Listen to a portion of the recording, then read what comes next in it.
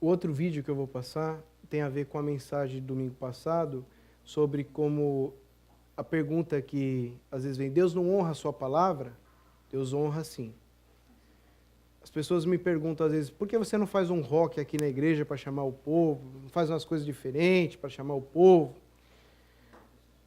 E eu tenho dito que se Cristo e sua palavra não for o principal motivo para as pessoas estarem na igreja, então algo está errado. Nós podemos sim dançar, brincar, pular, isso tudo no local certo e na hora correta. Mas o culto não é lugar para isso. Se as pessoas não virem por causa de Cristo no culto, qualquer outra motivação é errada. E eu achei uma mensagem do Paul Washer muito interessante, falando sobre o perigo de nós usarmos meios carnais dentro da igreja. E você vai ver que ele vai falar quais são os perigos.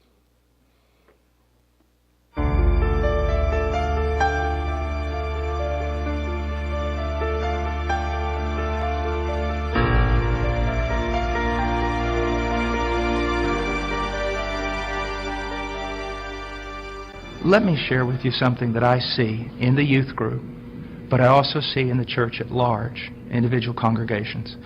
Because we have dumbed down the gospel, because we're not preaching the true gospel, and we are using carnal means to attract people. If you use carnal means to attract men, you're going to attract carnal men. And you're going to have to keep using greater carnal means to keep them in the church. So what has happened is this. We have these large churches filled with many unconverted carnal people. But in those churches, we also have this small group of people that honestly want Christ. And they honestly want His Word. And they honestly want to be transformed. They don't need anything else. All they need is true worship of the true God and Scripture being preached to them and lived out before them. That's what they want. Now I want to tell you the great sin of the American pastor. And this has got me in a lot of trouble, but it's true. This small group of converted people in that local church, all they want is Jesus. And all they want to do is the right thing. They want purity, they want truth, they want Christ. But the pastor, in order to keep this larger group of unconverted people, he caters to them. So while he is feeding these carnal men and women with carnal things, he is letting the sheep of God starve to death, and he is going to stand before God one day in judgment. Listen, brother, if my wife was going grocery shopping, and when she was going out to her car, some men assailed her, attacked her brutally, and you walked by, and you did not want to get involved because you didn't want to cause trouble, you didn't want to put yourself in harm's way, you just wanted everything to go smooth. After all that was done, I would look for those men to deal with them. But I want you to know this, I'd look for you too. Because you had a chance to stand for my wife, my bride. And out of self-preservation or wrong ideas, you did not do it. You're just as much responsible as those men who attacked her. And that's what's happening all throughout America with pastors. It's the bride of Christ. There are sheep in all these churches, many of them, even churches that seem somewhat heretical in places. You'll usually find a group of people who truly want Christ, but the leadership is catering to the carnal and letting the bride of Christ starve to death, impoverished. And that is wrong. And there's going to be judgment for it. And the same thing is happening to the youth. I know young people that say, you know, Brother Paul, I listen to you all the time. And I said, well, what about your church? He goes, well, they don't preach this. It's not what the other young people want. And so they give them what they want. I'm starving to death. A little child of God, it would be better than a millstone be tied around your neck than you cause this little one to stumble.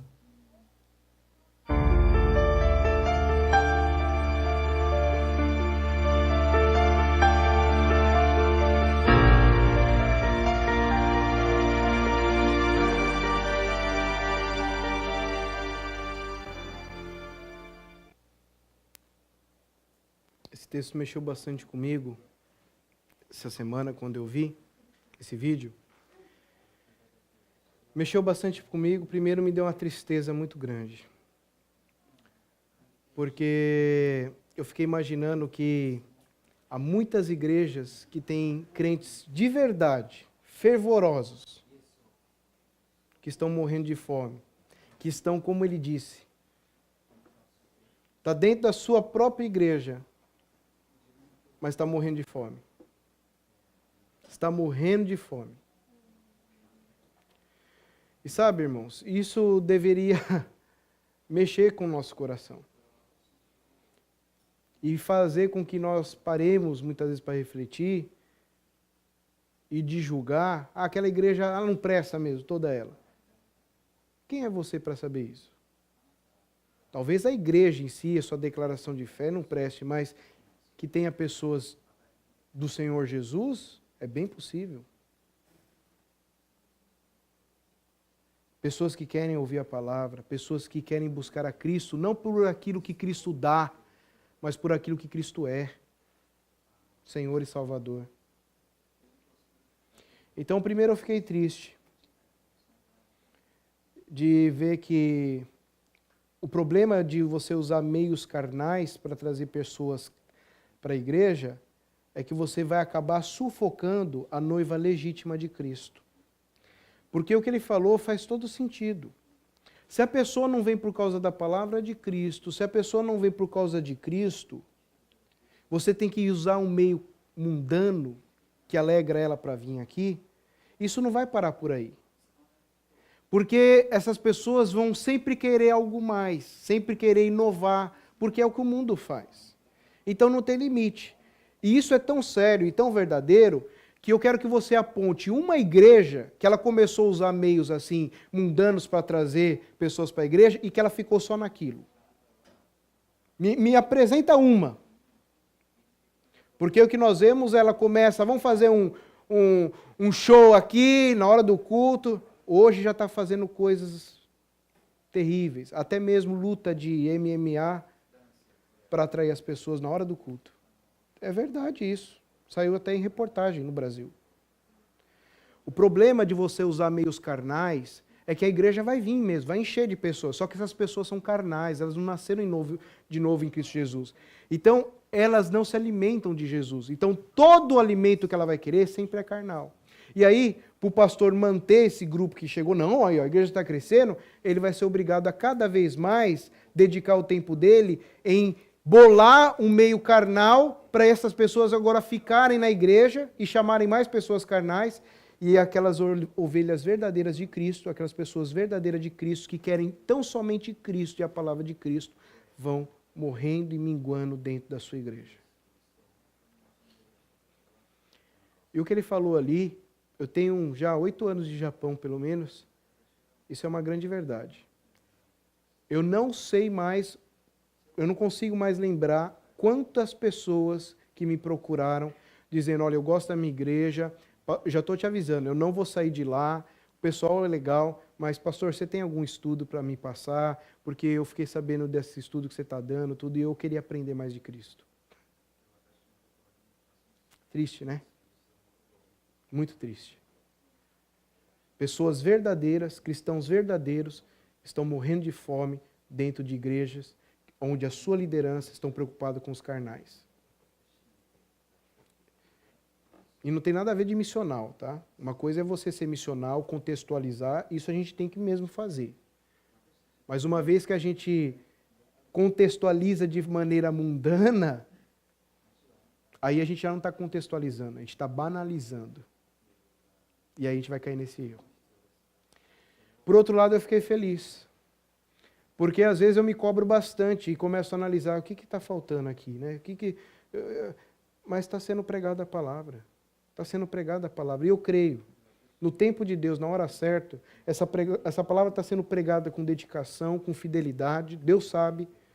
E eu sei que na hora certa, Deus vai chamar os seus, e aqueles que têm sede e fome de Cristo vão vir aqui. Mas essa igreja também não pode esperar só vir aqui, essa igreja tem que avançar. E avançar com essa palavra. Avançar com Cristo. Porque os do Senhor estão aí, ó, com fome. Então vamos para a última audiência. Malaquias capítulo 4, verso 1 a 6.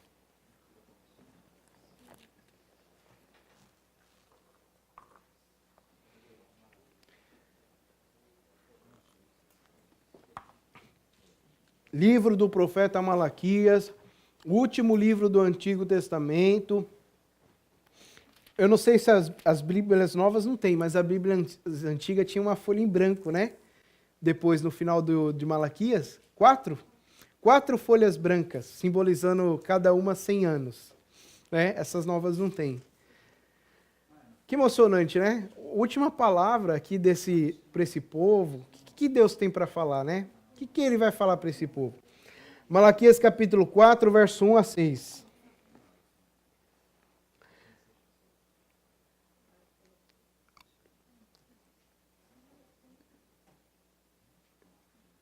Diz assim o texto.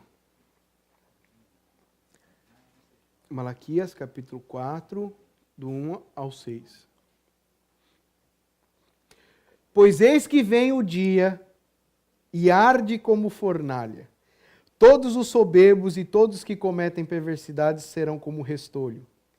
O dia que vem os abrasará, diz o Senhor dos Exércitos, de sorte que não lhes deixará nem raiz nem ramo.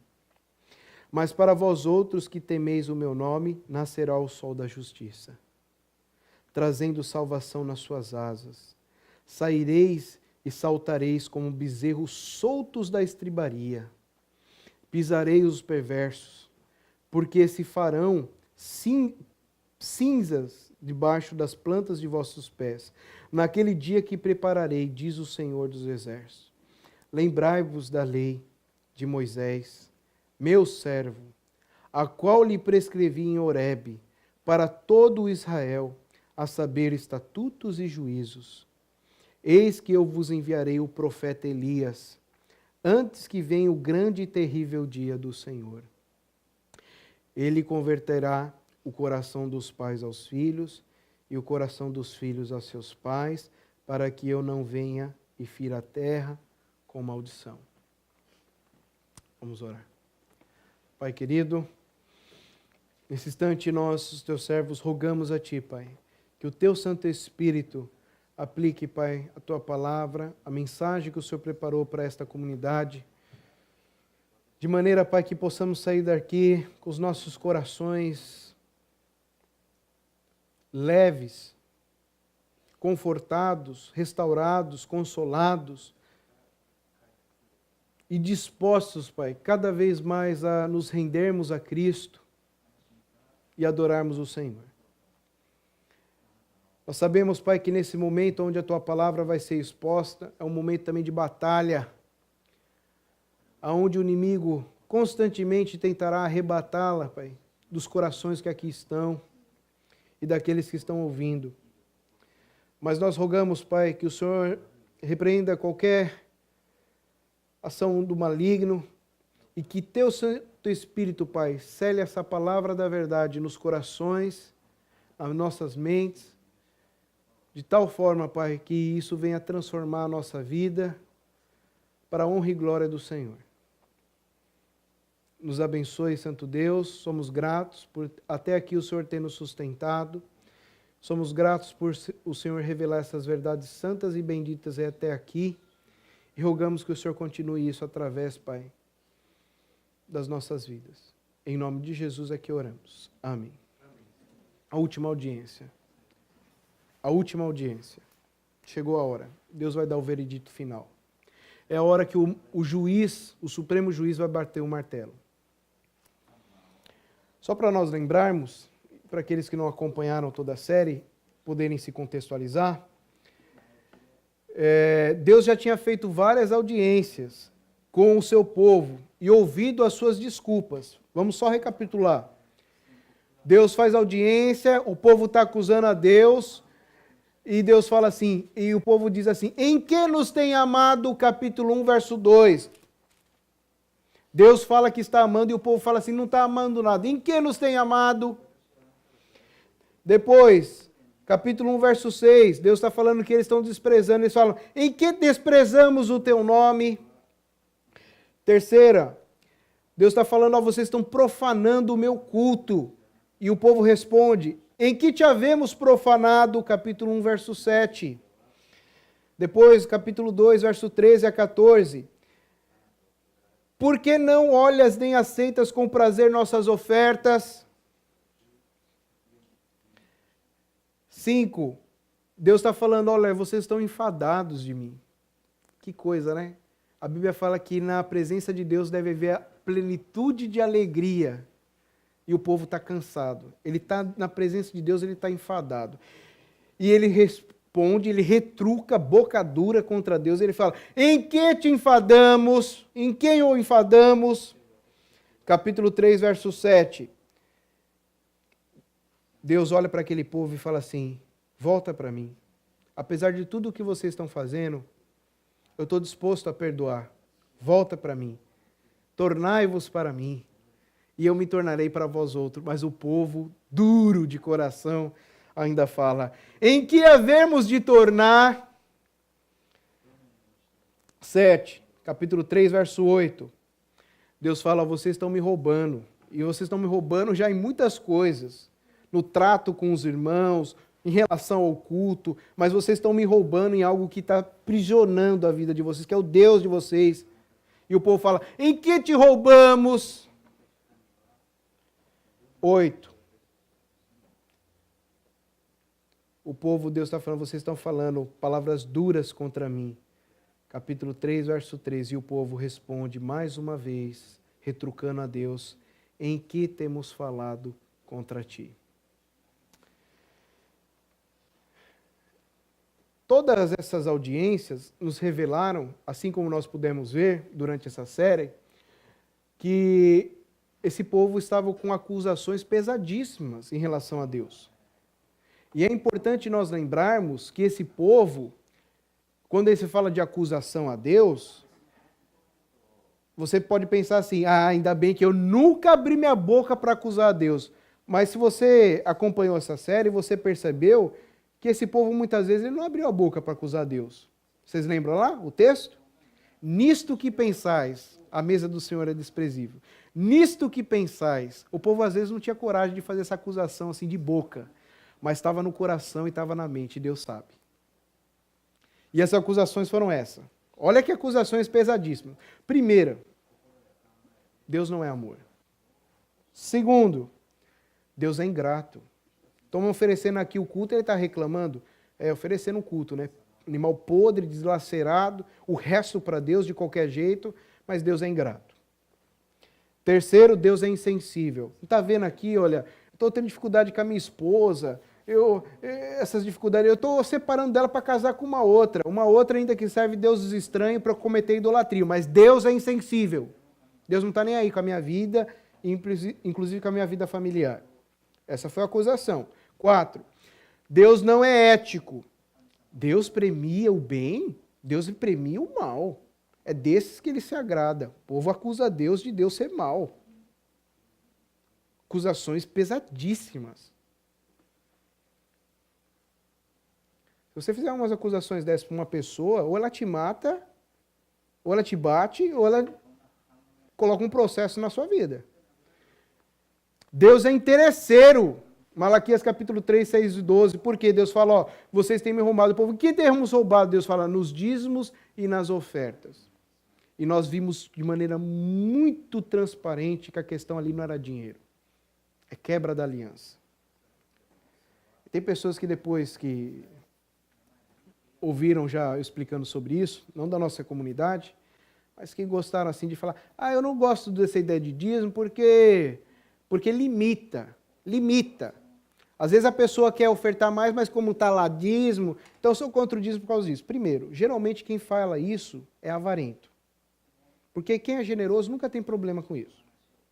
E segundo, quem disse para você que o Antigo Testamento está limitando algo? Se nós cremos que Antigo e Novo Testamento são a mesma aliança. Prova disso que o texto está falando nos dízimos e nas ofertas. Ninguém está limitando ninguém. E Deus é interesseiro. Essa é a acusação do povo. 6. Deus é injusto. Esse é o contexto anterior aqui. Se vocês olharem o capítulo 3, verso 13, as vossas palavras foram duras para mim, diz o Senhor, mas vós dizeis, em que temos falado contra ti? Vós dizeis, inútil é servir a Deus. Que nos aproveitou termos cuidado em guardar todos os preceitos de Deus. Ora, pois nós reputamos por felizes os soberbos, também os que cometem impiedade prosperam. Que aproveitou a gente andar de luto. Deus é injusto. E a última acusação que nós vimos, não em ordem cronológica, mas uma ordem que eu deixei para o final para mostrar aonde está a raiz de todas essas acusações, é que Deus não honra a sua palavra. O povo entende assim, Deus não está nem aí com a palavra dele não, bota qualquer um para pregar lá. Se ele está pregando o que é de Deus ou não é, Deus não se importa com isso não, e Deus prova que ele importa sim.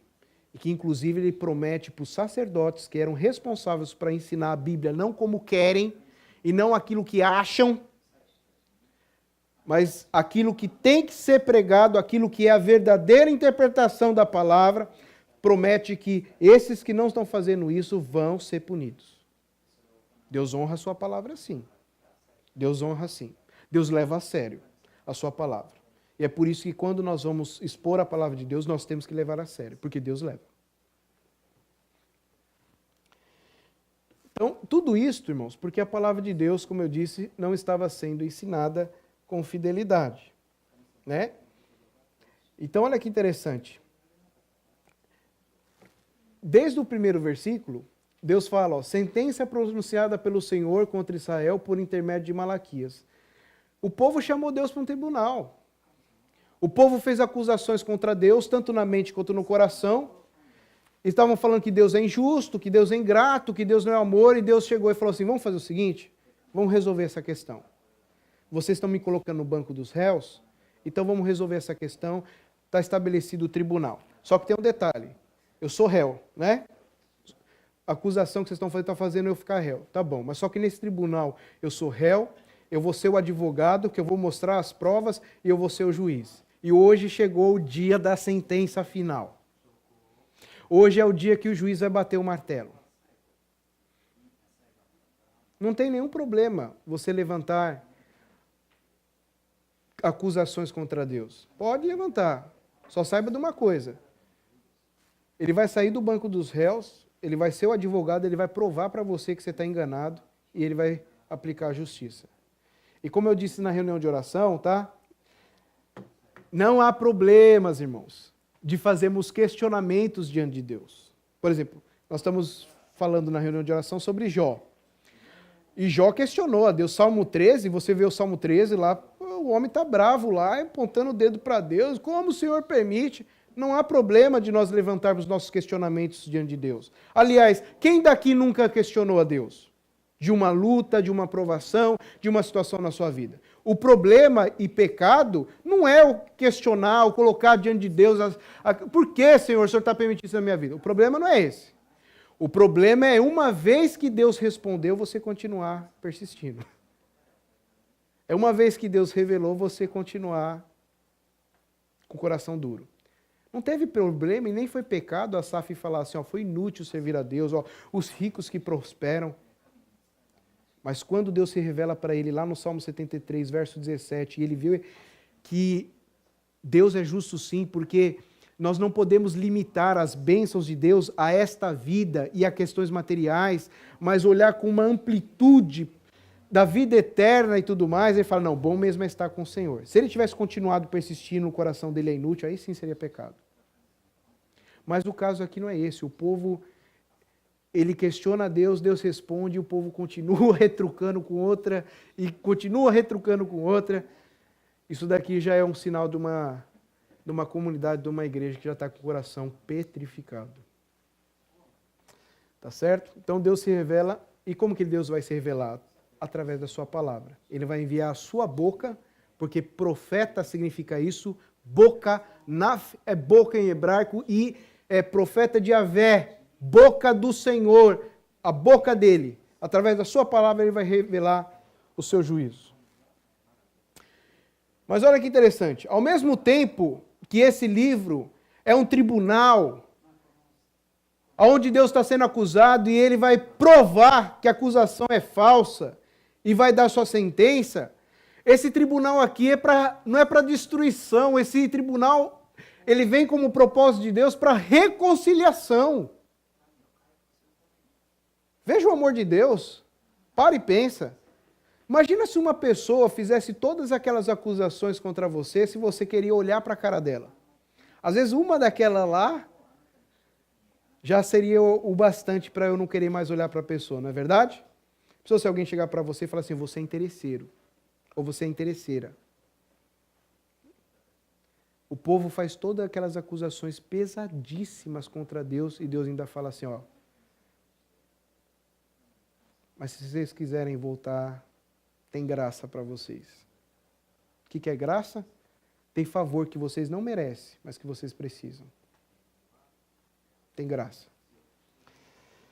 Então a gente vê essa boa nova lá no capítulo 1, versos 1 e 6. Nós vemos ali a boa nova de restauração de Deus lá no capítulo 2, verso 10. No capítulo 3, verso 7. No capítulo 3, verso 10. No capítulo 4, verso 4. E a última sentença que nós vamos ver hoje também vai falar sobre isso. Também vai deixar para o povo ali uma esperança. E sabe o que eu tenho aprendido com Deus, inclusive no meu ministério, como pastor? Que antes de você repreender uma pessoa, biblicamente, porque se você é um líder, você terá não só que cuidá-las e elogiá-las, mas você vai ter momentos que vai ter que repreendê-la. Nunca vá repreender ou disciplinar alguém sem ter uma saída de restauração para ela. Você conhece aquelas pessoas que elas só seguem assim, ó, e despeja assim, ó, um caminhão, um peso assim, ó, tonelada sobre as suas costas e não te dá saída? Ela só consegue apontar o seu defeito, ela só consegue assim mostrar o seu erro, o que você errou, mas ela não te dá saída. Ela não dá solução. Ela só quer despejar todo o seu erro na sua cara. E isso não é proceder como Deus. Você sabe por quê? Porque Deus é sincero, sim. Deus o que tem que falar, fala mesmo. E não fica com medo se vai voltar ou não vai voltar para a igreja. Ele fala o que tem que falar, mas ele sempre fala, e na fala dele, ele sempre tem um momento de restauração, dizendo, olha, você fez tudo isso, mas se você voltar, tem graça. Nós temos que ser assim, irmãos. Nós não podemos só jogar peso sobre as pessoas. Nós temos que, sim, por lealdade, se nós amamos mesmo, nós temos que chegar e falar o que precisa ser falado, mas sempre com a perspectiva de, mas tem restauração. Isso é ser de Deus. Porque Deus faz isso. Vamos lá. Então, na última acusação, na ordem cronológica do texto, o povo acusa Deus de ser injusto. Foi o que a gente viu, né? Está lá no capítulo 3, verso 13 a 17. Eles falam, ó, inútil servir a Deus, olha, nós temos aqui apresentado tudo para Deus, o melhor, nós temos jejuado. Isso era uma mentira, porque eles estão oferecendo o pior para Deus. Eles estão fazendo as coisas de qualquer jeito. O coração deles não está em Deus, eles estão distantes de Deus. Então nós estamos aqui em luto. Está que nem lá em Joel, que a gente viu lá, o povo chega diante de Deus, rasga as vestes lá, que era um sinal de arrependimento. E Deus está falando para aquele povo, para de ser hipócrita. Eu sei que vocês não estão arrependidos de verdade. Não rasga a veste não, rasga o coração. Muda de vida. Não é um jejum externo que eu quero, não. É um jejum interno. De quebrantamento. De restauração. De volta para mim. E olha como esse povo, ele está com o coração tão duro que antes dessa última acusação cronológica, foi quando Deus falou, volta para mim, fazer prova de mim, e o povo responde, fazer prova nada, está aí, ó. Para fazer prova, está mais que claro, ó. O rico prospera, tem vida boa, ganhou aumento, está dizendo que vai aumentar o bônus dele, eu estou no guiriguiri, estou prestes a ser lançado fora da minha casa, não tenho dinheiro, as dívidas estão aumentando, fazer prova do quê, Deus? Está aí. Sabe qual que é o erro? que Malaquias nos mostra é que esse povo estava pensando que nem o povo pensa hoje em dia. E o povo que eu estou dizendo, principalmente o religioso. Sabe o que ele pensa? Que as bênçãos de Deus têm que ser medidas só na questão material. Só isso. E se você parar para pensar, Deus nunca falou isso. Que as bênçãos dele se limitam só a questões materiais. Pelo contrário, Deus deixa bem claro que as bênçãos dele atingem sim, conforme a vontade dele e o propósito dele, questões materiais, mas a bênção dele está nas plenitudes, principalmente espirituais. Prova disso, qual que é a primeira coisa que Deus fala para esse povo que tem abençoado, que ele tem abençoado esse povo? No capítulo 1, eu vos tenho amado. Ele não falou assim, eu tenho dado um carro para você. Você estava desempregado, agora você tem um negócio próprio. Eu tenho te dado um negócio próprio, eu tenho te dado um carro novo. Deus fala, eu vos tenho amado. Você quer bênção maior que essa? Do que ser amado por Deus? Ser amado por Deus. Nós não merecemos isso. As pessoas que estão indo para o inferno estão indo porque merecem. Isso é justiça. Nós merecíamos a mesma coisa, mas Deus, com a sua graça, veio e nos amou. Você quer bênção maior que essa? Deus está abençoando o povo e está falando, olha, eu tenho abençoado nisso, ó, eu amei vocês, está vendo lá, ó, Isaú, a descendência dele não teve restauração, eu restaurei vocês, e o povo, mas olha aqui, ó, não tem um carro novo, a minha lavoura não está prosperando. O povo só está limitando as bênçãos de Deus nas questões materiais. E olha, irmão, se você limita as bênçãos de Deus e você avalia o amor de Deus só nas questões materiais, provavelmente você vai ficar igual esse povo, duro, frio, seco e revoltado contra Deus.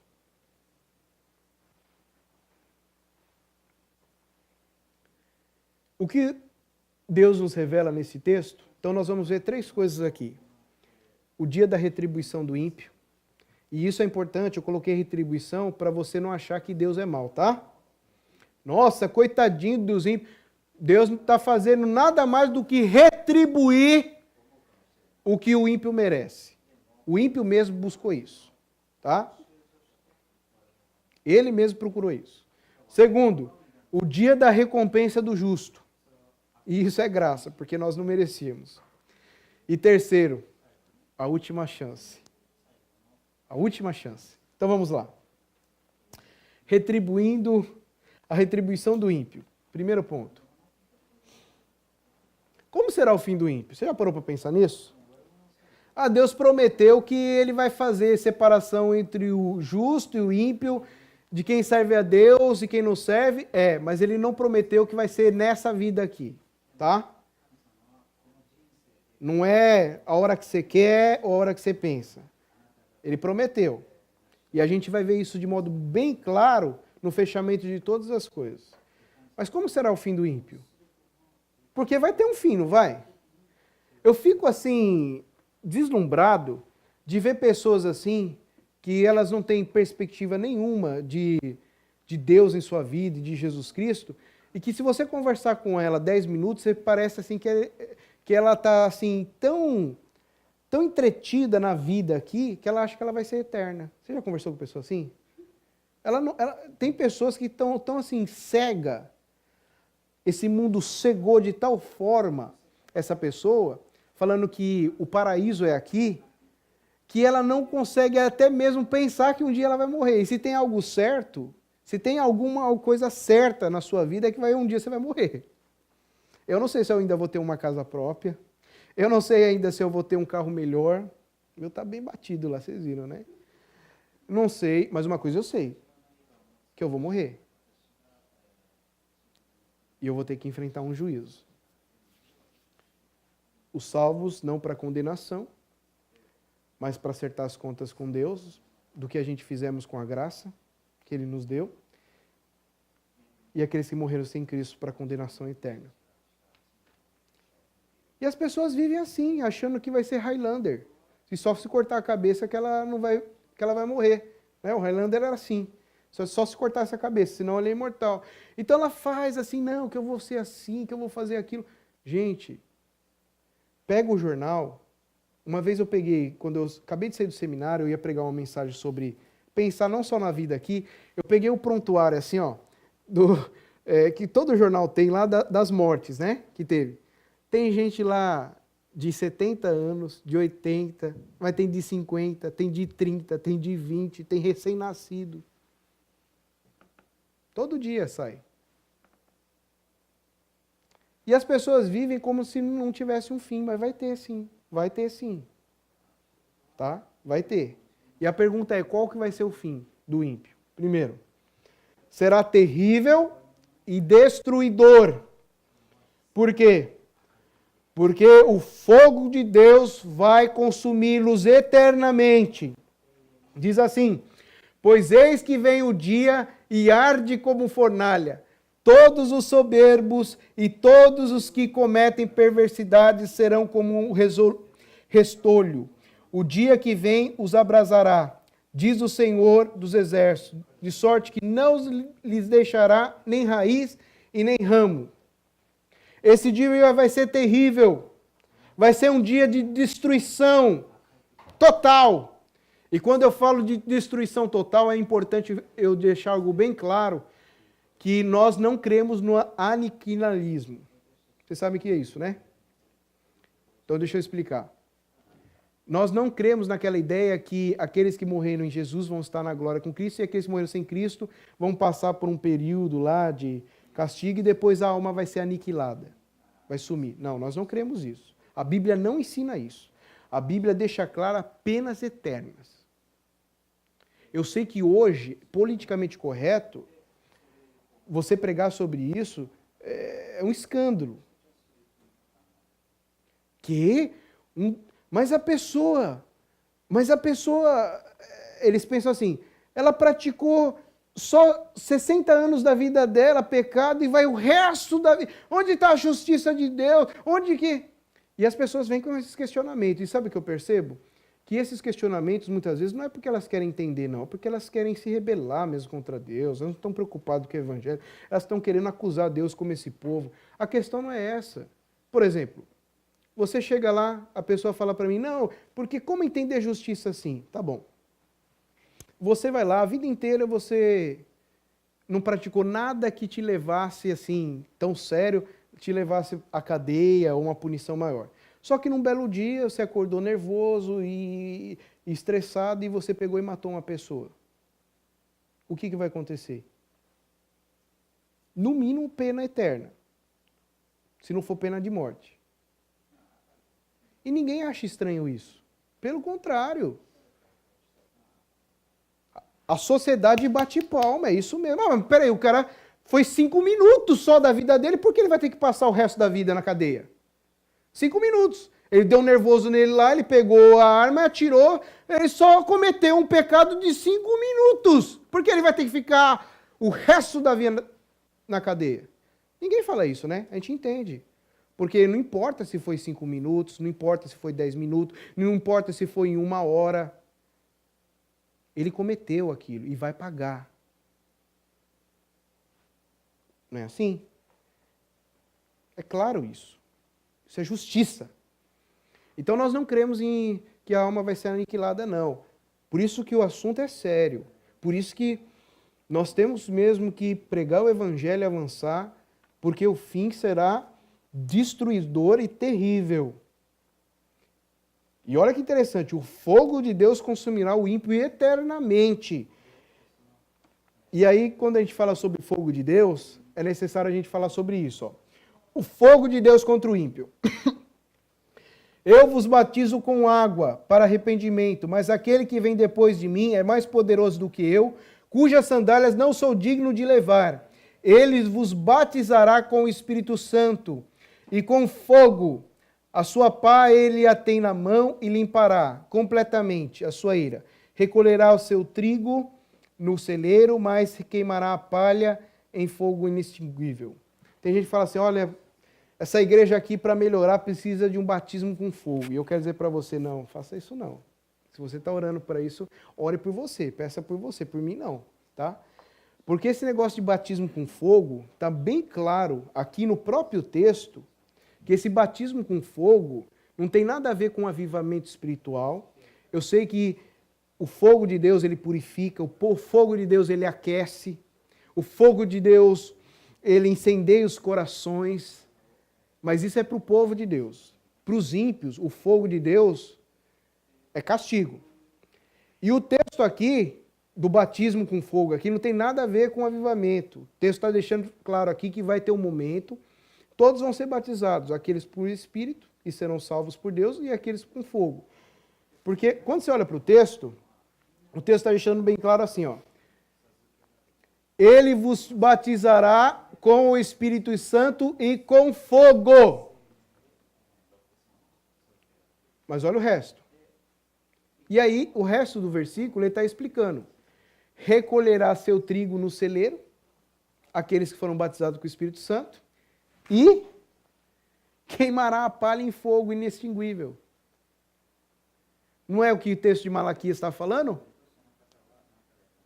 Que Deus vai consumir como fogo, como uma fornalha, e vai queimar o restolho, a palha. Está aqui, ó.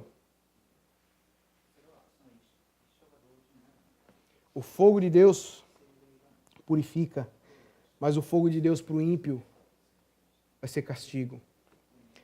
Se um dos teus olhos te faz tropeçar, arranca-o e lança-o para fora de ti. Melhor é entrares na vida com um só dos teus olhos que tendo dois seres lançados no inferno de fogo. O fogo aqui é inferno. É o castigo eterno. Mateus capítulo 25, 46 diz assim: e irão esses para o castigo eterno. Castigo eterno. Não vai ser um período e depois a alma vai ser aniquilada. Castigo eterno. Porém os justos para a vida eterna. Tem vida eterna e tem castigo eterno.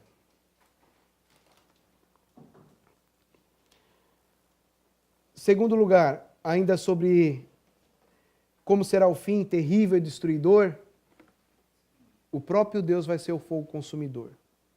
Tem gente que tem aquela ideia mitológica, dentro da igreja, tem gente que tem ideia mitológica que lá no inferno vai ser um lugar terrível, porque o diabo vai estar lá com chicote, dando chicotada, e toma aí, apanha, que lá quem vai dominar o inferno é o diabo. Lá no inferno o diabo vai também pagar pelos pecados dele, ele não vai reinar lá não. E você sabe por que o inferno é horrível? O inferno não é horrível, não é porque o diabo vai estar lá e vai estar comandando, porque ele não vai estar não, como eu disse agora há pouco, ele vai estar sendo punido. O inferno é terrível e o inferno deve ser temido, porque o inferno vai ser o lugar onde a graça de Deus não estará. Deus estará lá, porque Deus é onipresente, Ele está em todo lugar, mas a graça dele não estará. E pensa então num lugar onde não tem graça de Deus nenhuma. Aqui ainda Deus refreia o mal, Deus ainda faz chover na horta do justo e do injusto, mas pensa num lugar onde a graça de Deus não estará. Esse é o inferno. E o próprio Deus vai ser esse fogo consumidor. O próprio Deus vai ser aquele que vai disciplinar, que vai executar a justiça. Segundo lugar, como será o fim do ímpio? Primeiro, terrível e destruidor. Segundo, será universal e inescapável. O texto diz lá, ó, pois eis que vem o dia e arde como fornalha todos os soberbos. O dia que vem os abrasará. Né? E diz assim, e que os que cometem perversidade serão como restolho. Todos que cometem perversidade, todos os soberbos, ninguém vai escapar. Eu tenho dito para vocês, não sei se vocês têm lido, mas vale a pena, pega aí, ó, agora não é assumir, dá uma lida ali no Apocalipse, principalmente Apocalipse capítulo 6, só para você sentir o drama. O pessoal pensa que a Margedum vai ser assim, explosão do mundo e tal. O Margedum vai ser a coisa mais maravilhosa, vai ser a vinda do Senhor Jesus, aí eles falam final do mundo. Não, que final da Margedum? A vinda de Cristo vai ser maravilhosa, não vai destruir nada não, vai restaurar.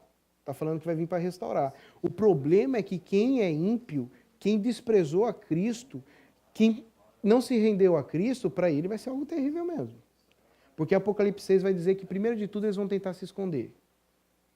Eles vão tentar entrar em rocha, tentar se esconder, mas não vai conseguir. Já tentou se esconder para não apanhar do pai e da mãe? Rapaz, eu era estrategista nisso, viu? Até que meu pai e minha mãe descobriram os meus esconderijos, aí não deu mais, né? Mas você fica agoniado, não fica? Você quer achar um lugar e não dá. O dia, eu e meu irmão, nós dois íamos receber o castigo e o armário só cabia um. Então ficou uma luta, quem vai entrar, quem vai sair. O outro acha você outro lugar. Você fica em desespero. E Apocalipse 6 vai falar que o desespero ali vai ser, assim, algo terrível. Eles vão tentar se esconder, mas não vai conseguir.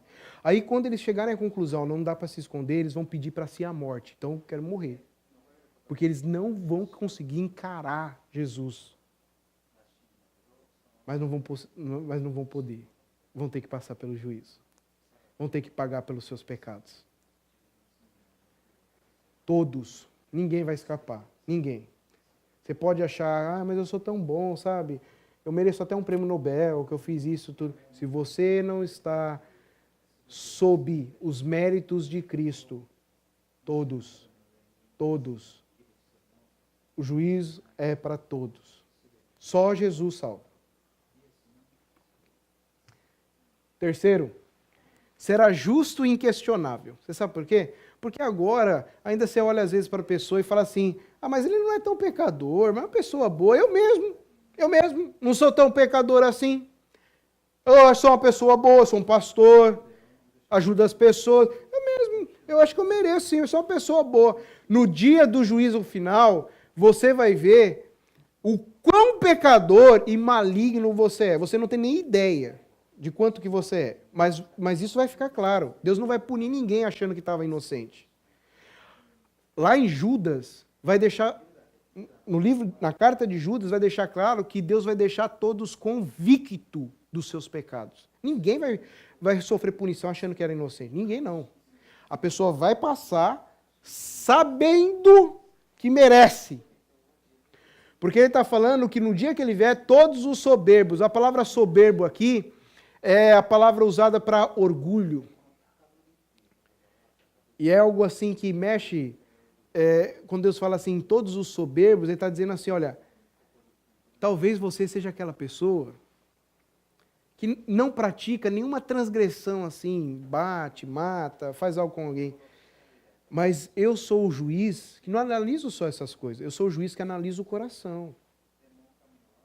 Eu sou o juiz que sei que o seu coração é tão orgulhoso que você nunca me coloca em suas decisões.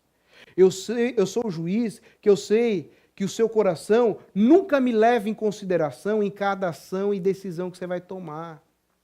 Eu sou o juiz que conheço o quanto você é soberbo e o quanto você acha que você é dono da sua vida e por isso mesmo que você não se rende e obedece o que eu peço, o que eu ordeno. Então eu sou o juiz que conhece o coração. Tá? Eu não vou só julgar atos, eu vou julgar o coração. E principalmente o coração soberbo, que acha que não precisa de mim, só quando precisa.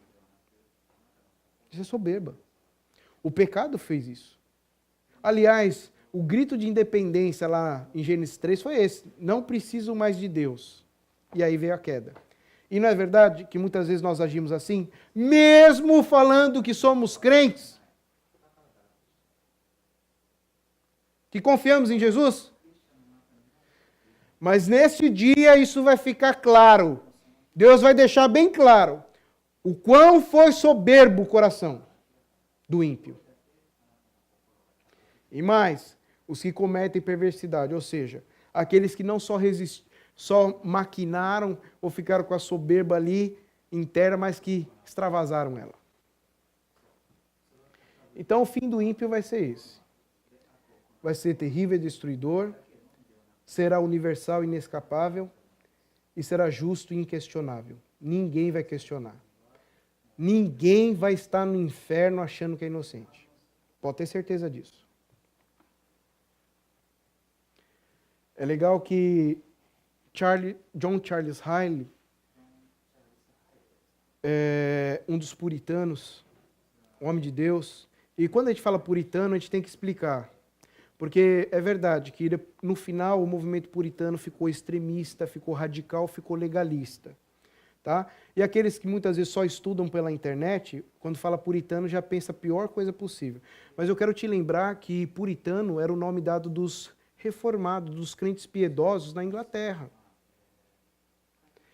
E esses homens foram exemplos e padrão de vida com Jesus, de discípulos sérios com Jesus. Só que depois esse movimento desviou, certo? E por isso que se desgastou, inclusive, o nome puritano. Mas esse homem aqui era um puritano, um homem de Deus, John Charles Riley. Para você ter uma ideia, Dr. Martin Lloyd-Jones, considerado um dos maiores pregadores do século passado, ele falou, olha, eu vejo que a igreja está precisando de santidade.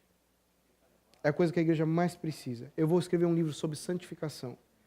Diz que quando ele estava pesquisando os livros lá, nos sebos de Londres, ele achou lá empoeirado o livro de John Charles Riley, que inclusive a gente tem novinho ali, ó, Santidade sem a qual ninguém verá a Deus, que é um clássico sobre santificação. Quando ele leu esse livro, ele falou assim, eu não preciso escrever mais nada não. O que eu queria falar está tudo aqui. E esse homem de Deus, ele diz assim, ó, existem muitos poucos erros e doutrinas falsas cujas origens não passam a ser vinculadas a pontos de vistas incorretos sobre a corrupção da natureza humana. É aquilo que a gente falou sobre a declaração de fé. Se você não entender o quanto o pecado é ofensivo a Deus e o quanto o homem é pecador, você vai se agarrar nas heresias e não no evangelho. Perspectivas erradas sobre a corrupção da natureza humana sempre trarão consigo perspectivas erradas sobre a justiça de Deus e seu grandioso amor. Se você não entender o estrago que o pecado fez e o quão pecador é a raça humana, pecador é a raça humana, certamente você vai ter perspectiva errada da justiça e do amor de Deus. E é por isso que a gente não pode cansar de falar sobre o Evangelho. O que é o Evangelho? A má notícia. E qual que é a má notícia? Todos pecaram. Aí você está com dúvida, mas o que é pecado? Então eu vou te ajudar. O que é pecado? Vamos lá. A glória de Deus não honrada, a santidade de Deus não reverenciada, a grandeza de Deus não admirada. Só aqui, ó, nessas três primeiras, você já vai ver assim que muita gente que você achava assim, ó, ele não mata, ele não rouba, ele é uma boa pessoa, já está incluída aqui, tá? Porque é tudo isso, ó, é a glória de Deus não honrada, a santidade de Deus não reverenciada, a grandeza de Deus não admirada. Mas tem mais. O poder de Deus não louvado, a verdade de Deus não buscada, a sabedoria de Deus não estimada. Ninguém quer buscar conhecer a de Deus, não. A beleza de Deus não anelada, a bondade de Deus não saboreada, a fidelidade de Deus não confiada. Mais ainda, os mandamentos de Deus não obedecidos. Geralmente as pessoas pensam que pecado é só isso, né? Mas você viu quantas coisas tem em primeiro lugar?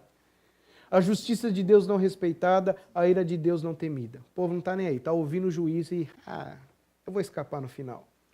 A graça de Deus não apreciada, a presença de Deus não prezada, a pessoa de Deus não amada. A pessoa está no culto, mas não está nem aí, ela faz o que ela quer, ela despreza, ela dorme, ela não está nem aí com a mensagem, ela despreza Deus.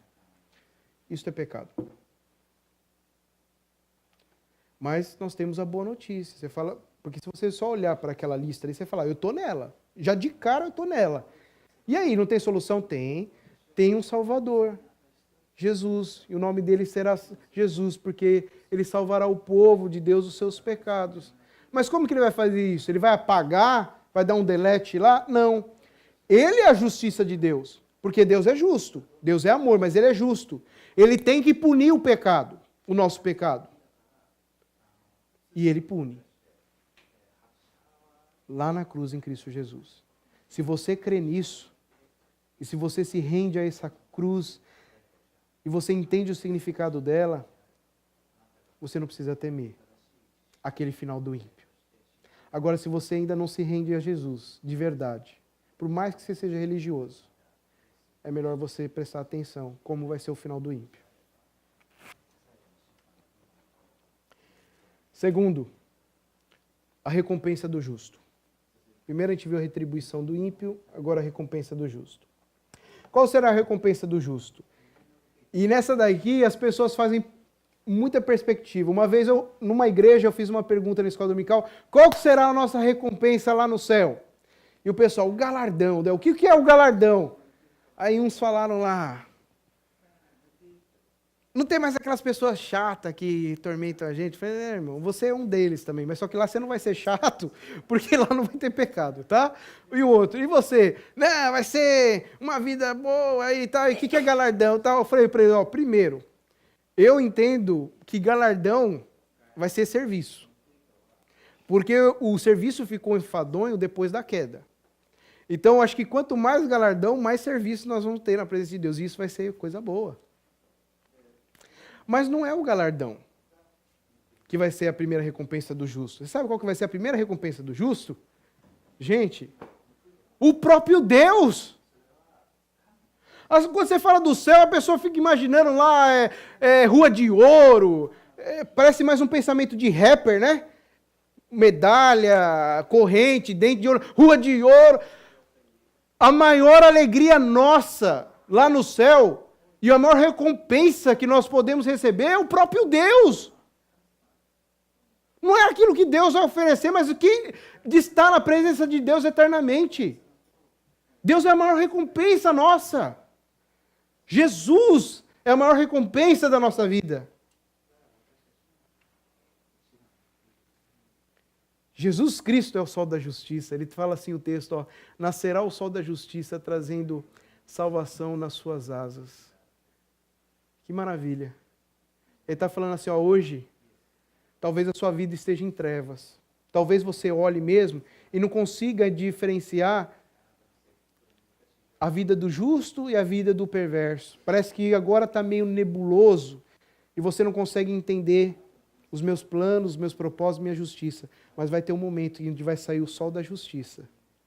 E o sol vai dissipar todas essas trevas. Vai dissipar tudo aquilo que está nebuloso.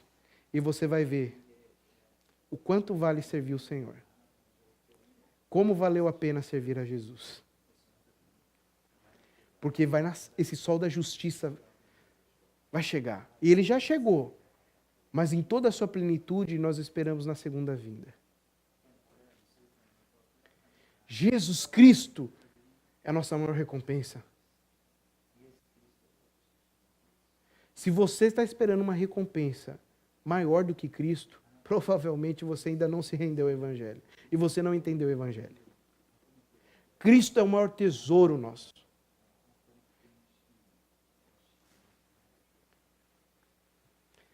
Cristo é a fonte da justiça.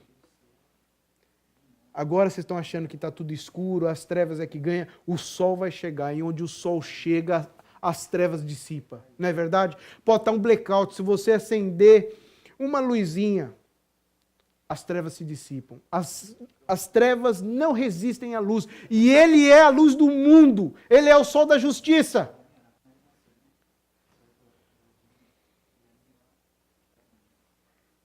Ele é a fonte de luz. O pecado deixou nosso coração em trevas. O pecado deixou nossa vida em caos. O pecado deixou escuridões terríveis dentro de nós. Mas Ele é a fonte de luz. Quando Ele entra em nossa vida, as trevas que estão dentro de nós vão se dissipando. E esse é o processo da santificação. E na glória, nós cremos que esse processo vai estar completo. Pensou que maravilha? Se você se acha já uma boa pessoa, imagina sem pecado. Como vai ser? E Ele é a fonte de vida. Sol da justiça, trazendo salvação nas suas asas. Uma outra tradução, estudando vários comentaristas, estudando o texto original, para a salvação ali é cura. Cura. Cura, está trazendo cura. O pecado matou, o pecado exterminou. Ele está trazendo salvação e cura. E não foi exatamente isso que Jesus fez quando ele veio ao mundo? Pela primeira vez. E essa promessa aqui apontava para a primeira vinda de Cristo e aponta também para a segunda. Você está com o coração adoecido? Você tem coisas que precisam ser tratadas, restauradas? Busque a Jesus. Ele é o sol da justiça. Ele traz salvação em suas asas. Cura. Então, primeiro, a nossa recompensa é o próprio Deus. Nosso Deus. Segundo, será a alegria e a liberdade de estar com Deus eternamente. Olha o que diz o texto, ó. Saireis e saltareis como bezerros soltos da estrebaria. Eu falo, o que é isso? Vou virar bezerro? Como assim, hein? Saltareis como bezerros soltos da estrebaria. Quem já trabalhou em sítio, em roça, e lidou com gado, o meu pastor, reverendo Luiz, qual eu amo muito e prezo, amei muito ele e prezei muito por ele, ele tinha um sítio e tinha gado lá, né? É interessante que, não sei se vocês sabem, os bezerros ficam presos boa parte do tempo. Porque quando vai tirar o leite da vaca, se o bezerro mamou antes, já não vai ter tanto leite. E se o bezerro está perto, vai ficar atrapalhando e a vaca também fica meio hostil, porque a criancinha dela está lá, certo? Então ele fica preso. E fica várias horas preso. Às vezes passa a noite inteira preso. Agora imagina quando solta a porteira. O bichinho sai pulando assim, ó. Porque ele sabe que vai encontrar a mãe, que ele sabe que vai poder se alimentar, e ele está falando, olha, vai ser essa alegria aqui, irmão. Vai ser essa alegria aqui. O povo está pulando tudo que tem que pular agora, né? Eu estou falando, esquenta a cabeça não, a gente pula também. Nesse dia a gente vai pular, você vai ver eu dando cambalhota. A gente vai pular, a gente é o povo que pula também, mas a gente vai pular na hora certa, no local certo.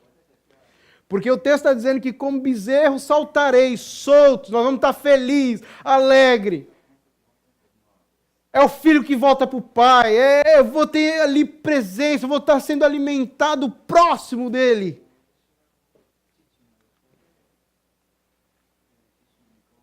Qual será a recompensa? Terceiro lugar, será a vitória sobre os seus inimigos.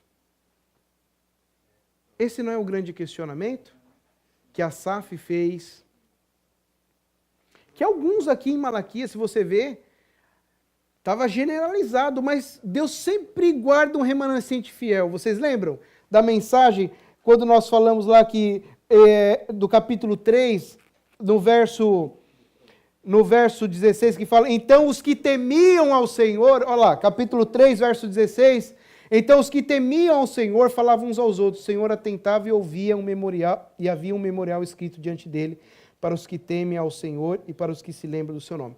Mesmo no meio do caos, mesmo quando uma igreja se apostata, olha que bênção, Deus sempre preserva um remanescente fiel. E eles com certeza também questionavam, por que isso? Por que aquilo? Por quê? Mas olha que interessante, o dia do juízo final, o dia da última martelada que Deus vai dar ali da sentença. Pisarei os perversos, porque se farão cinzas debaixo das plantas de vossos pés. Sabe o que está dizendo aqui? Olha que interessante. Você passa por injustiça? Você passa por zombaria? Pessoas que zombam por você servir a Jesus? Você passa por desprezo, por discriminação, por temer o Senhor Jesus? E por amá-lo, e por ter uma vida de acordo com a vontade dele? Você passa por tudo isso e você vê o justo prosperando, fazendo o que ele quer? Está acontecendo tudo isso? Tá. Mas vai chegar o dia em que Jesus vai colocar a gente do lado dele e a gente vai julgar o ímpio junto com Jesus. Você imaginou isso? Aquelas pessoas que falaram para você assim, ó, ei, o que vale servir a Deus? elas vão estar olhando para nós e para Jesus. E vão receber a sentença de Jesus. E elas vão saber ali naquela hora o quanto elas zombaram de você, o quanto elas erraram. Está aí, ó. Pisarei os perversos debaixo das plantas dos vossos pés. Naquele dia em que preparei, diz o Senhor dos Exércitos, nós vamos julgar junto com Jesus. Vai ficar bem claro a justiça de Deus. Não vai faltar nada, não vai deixar um ponto solto. O que você prefere? Estar do lado de lá ou do lado de cá? O lado de cá pode sofrer agora, pode passar por aflição, mas vai estar com Jesus no momento da sentença. Por último, a última chance. Eu não poderia terminar essa mensagem sem a última chance, porque Deus, como eu disse, Ele deixa bem claro, Ele fala, ó, isso vai acontecer, você querendo ou não, acreditando ou não, vai acontecer, mas tem uma última chance aqui. Vamos ver qual que é? Quais são os meios de reconciliação? Quais são os meios de reconciliação? Olha que magnífico. Primeiro, sua palavra. Sua palavra. Lembrai-vos da lei de Moisés, a qual lhe prescrevi estatutos e juízos.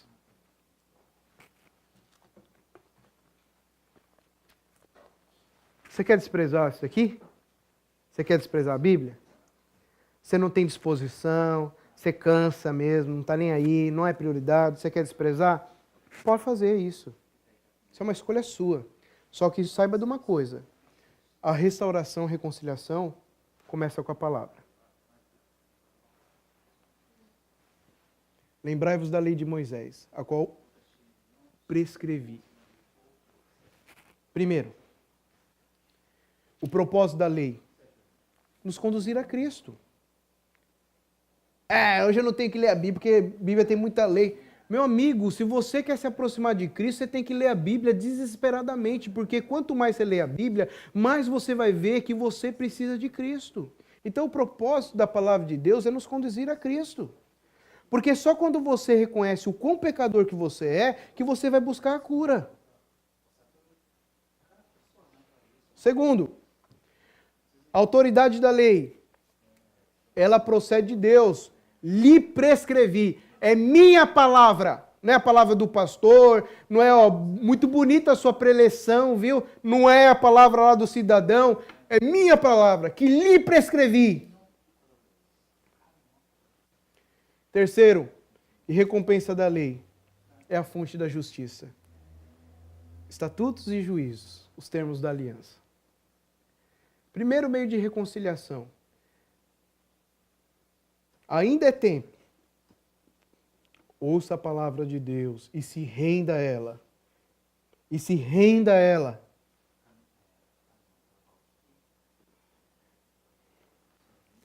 Segundo, seu mensageiro. A gente não leu isso em Romanos 10? Que o final da lei é Cristo. E depois lá, o que o texto diz? Até o versículo 15.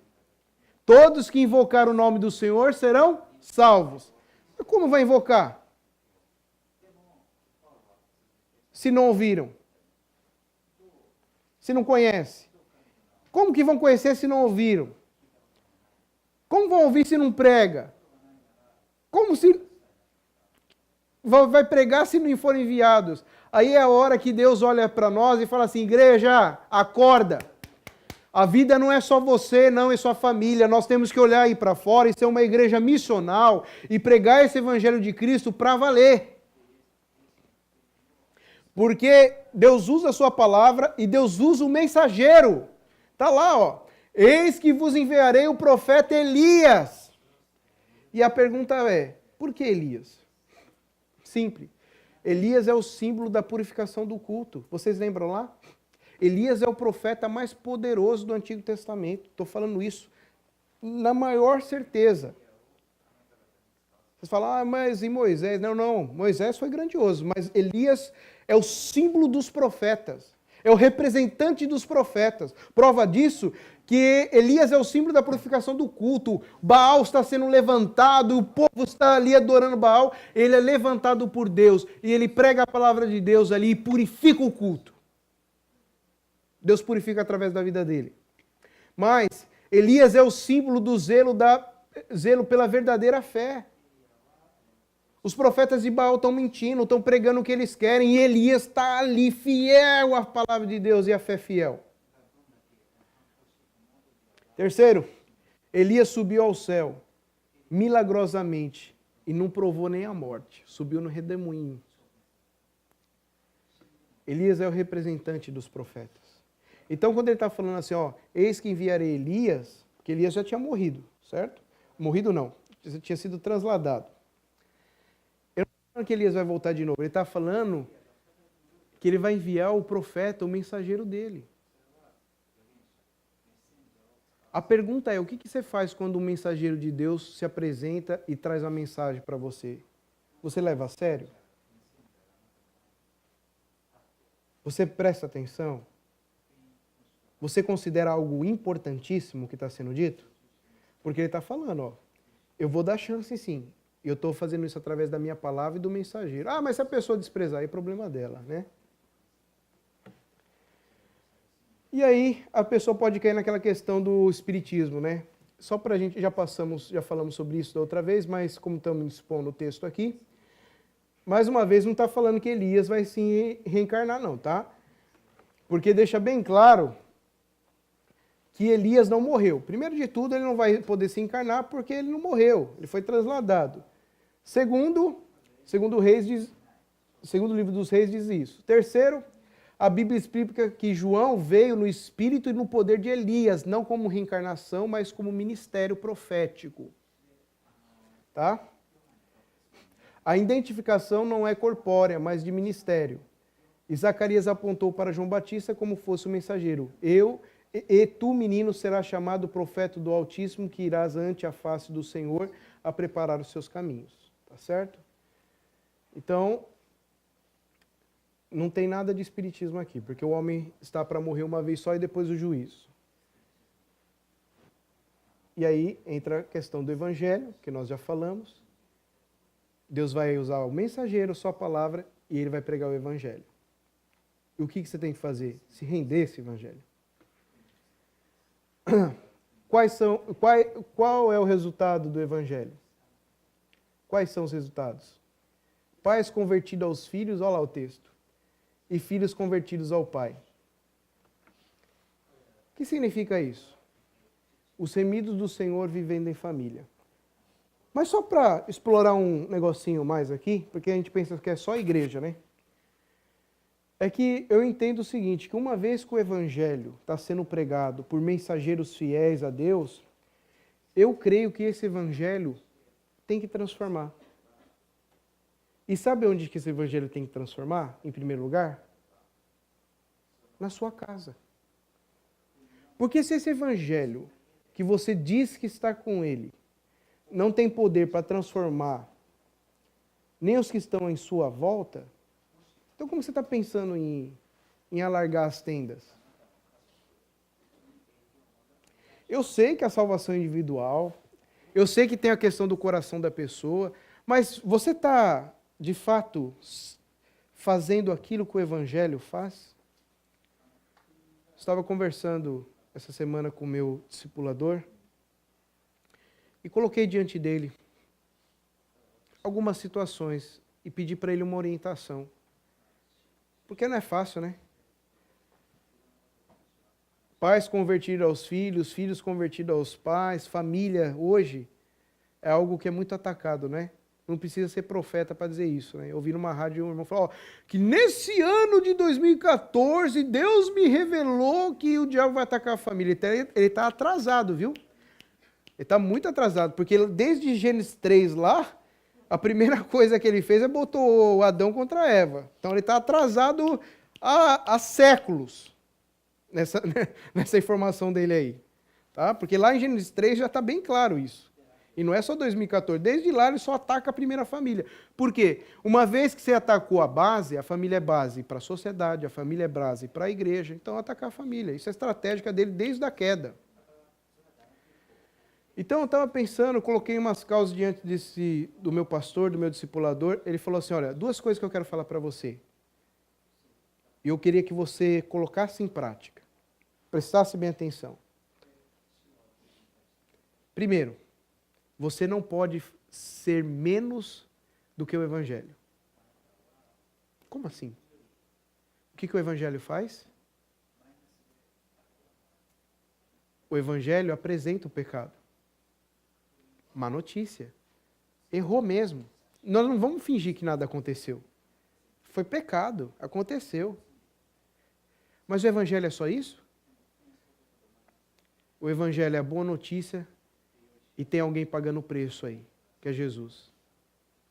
Não faça menos do que o Evangelho. Ah, mas a pessoa pecou, mas foi ela que fez.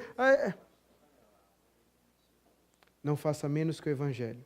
O Evangelho perdoa, o Evangelho restaura, o Evangelho reconcilia. Não faça menos que o Evangelho. Segunda coisa importante. Não queira ser Deus. Só Deus transforma, só Deus toca o coração, só Deus muda a disposição das pessoas. Se você levar em conta essas 2 coisas, as coisas vão caminhar melhor para você. Faz o que depender de vós, é aquilo que a Bíblia fala, faça. O que não depender de vós, não faça. E vocês já perceberam que a gente faz ao contrário? A gente não faz o que o Evangelho faz, ou seja, perdoa, reconcilia e tudo. E a gente quer fazer o propósito de Deus. A gente quer mudar o coração das pessoas.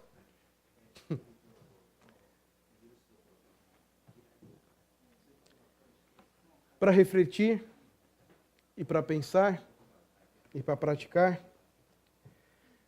chegamos no final dessa mensagem dizendo, só há 2 grupos na humanidade, os que estão preparados para encontrar o Senhor e aqueles que não estão, os salvos e os perdidos. A Bíblia relata isso. O juízo de Deus virá, todavia ainda é tempo de se render a Cristo, ainda é tempo. Vocês lembram a mensagem de Jesus? Arrependei-vos, ainda é tempo. E terceiro, qual o caminho que Deus está direcionando em seu coração? O caminho da bênção ou da maldição? A vida ou a morte?